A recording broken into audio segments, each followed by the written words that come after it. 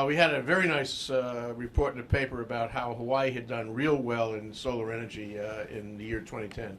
So can you talk about that? Sure. The news is that there's an organization called the Solar Electric Power Association, a national group that includes utilities and the solar power industry. And every year they do a ranking to show how things are going. And we've said already many times that 2010 was a banner year for solar installations in Hawaii. And it was recognized by the fact that Hawaiian Electric is number 3 on their top 10 out of 260 utilities that they survey. We were number 3 in terms of the number of solar watts per customer added to the system in 2010. And that's great. It's an indication, really, you know, when you go and you watch the Emmys or the Tonys or the Oscars, they always stand up and say, this is not really an award for me, I'm accepting on behalf, but this time we really mean it. You know, Hawaiian Electric is not the installer of these systems. The customers who decide to put solar on their roofs or on their properties, the solar industry, which is out there selling and making it possible for these customers to get solar on. And increasingly we're seeing utility scale solar companies, and we've got 2 contracts before the Public Utilities Commission now for large solar projects, and there are many more coming. So we see a real terrific uptick, and the legislature this year, looking around at ways to save money, briefly looked at doing away with the tax credit that helps the solar industry. Very wisely, they did not do that. So everything we see suggests that the year 2011, this year, will be another banner year for solar. And in terms of the state as a whole, if you do what they call cumulative, or the total number of solar watts per customer, Kauai Island Utility Co-op, our friends on Kauai, are number 2 in the nation, and they have been number 2 in past years. Hawaii Electric Light Company on the Big Island was number 4. Maui Electric Company, I'm sorry, was number 5, and they were virtually tied, a very small difference. And then number 9 nationwide was Hawaiian Electric. So in both of these ratings, we're in the top 10, and our subsidiary utilities and our friends at Kauai Island Utility Co-op are really in the top 10. And all it means is kind of common sense. We should be the leaders in solar, and we are coming into that. We've done a lot in the last couple of years. I mentioned the legislature, but the Public Utilities Commission has helped create, approve ways to add solar to our systems. There was always net energy metering. Now there's a feed-in tariff. There's one more part of the feed-in tariff to come. There's just a lot of things moving in the right direction as far as we're concerned. So what were the factors, do you think, that made this happen? I mean, aside from the fact that we have a lot of sun in Hawaii, Sure. there are governmental elements, policies of the electric company, you know, the industry itself. What are the things working? I think to see how this came about, you need to go back to 2008 when oil went to $147 a barrel. Electric rates skyrocketed, the effective rates, what we pay. The rates didn't change, but since we're all paying for that oil, all of a sudden a lot of people who had maybe thought about solar, electric on their roof, PV or whatever, said, wait a minute, now all of a sudden it begins to make sense. And although the utility, the rates came down a little bit in 2009, as the oil, you know, as our friends in OPEC decided to give us a little more oil at a little cheaper rate, you know, running our lives for us. Even then, people sort of started the commitment, and that carried through. And in the last year and a half, we've seen oil prices go up again.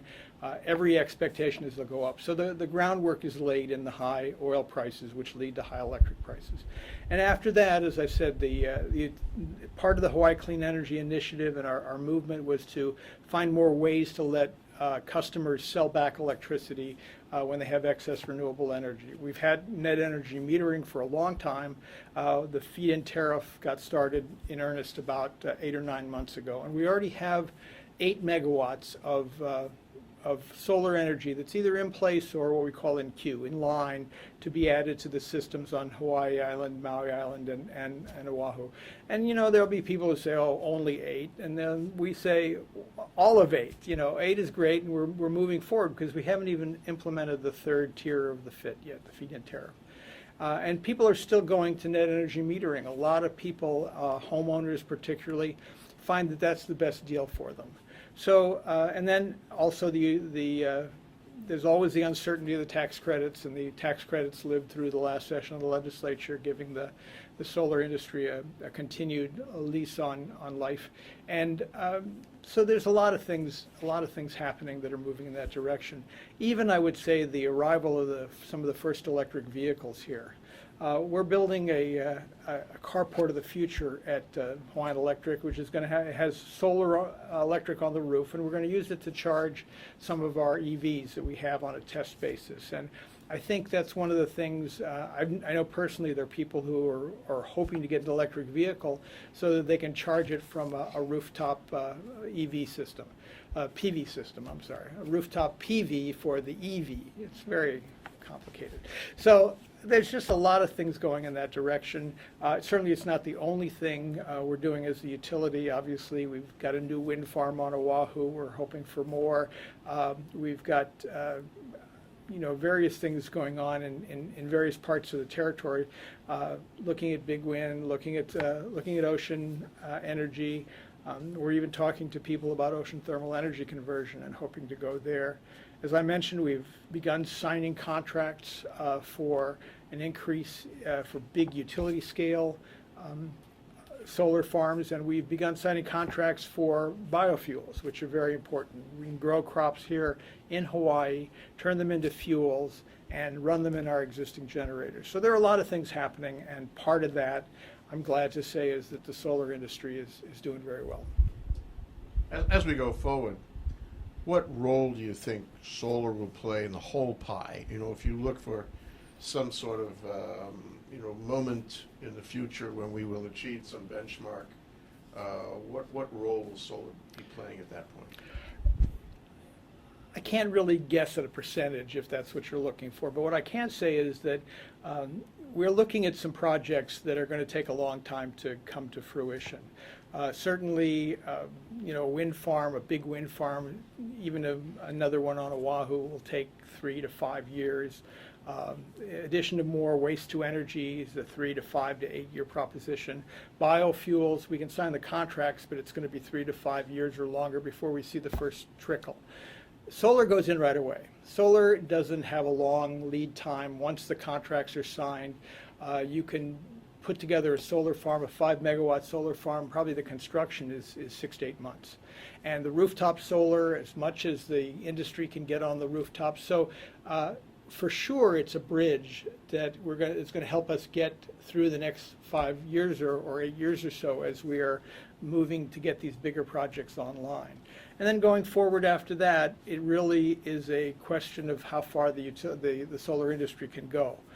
There are some limits, obviously, on how much solar we can take on specific circuits, because solar is an intermittent, and unless you have a lot of battery backup and a lot of other equipment, you have to watch to make sure it doesn't hurt the reliability. And this is obviously a sore point, but there are many, many circuits that are way below the trigger of 15%, which is when we begin to think maybe we better do an interconnection study. So there are some limits, but we're so far from reaching those limits statewide or island-wide that there's a lot of solar that can go in on a lot of different homes and businesses, and we're looking at more big solar farms. So it's going to be a vital part of the total, the 40% that we tend to get to by 2030. What percentage is, it's going to be hard to say. It's going to really, because a lot of it is going to depend on what the actual prices of things are at the time.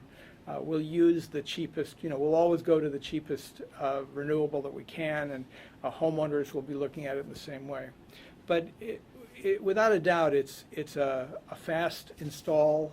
It can be ramped up quickly for, to increase the amount of renewable energy that's on our system. For businesses and for some homeowners, they can decide and they can have a system in place within, a very short period of time. So people that are facing big electric bills, and we know there are going to be some tough ones over the summer because of the high prices, and we believe that the price of oil is going to continue up. So it just makes sense for a business that has a big roof or a big open area or a parking lot that they want to shade with a solar array, for a home to look at solar. It's probably the ideal time to do that. This is the time. Thank you so much, Peter. Sure, absolutely. Thanks Good for to see coming you. down. I hope we can get you back again as things go forward. Anytime.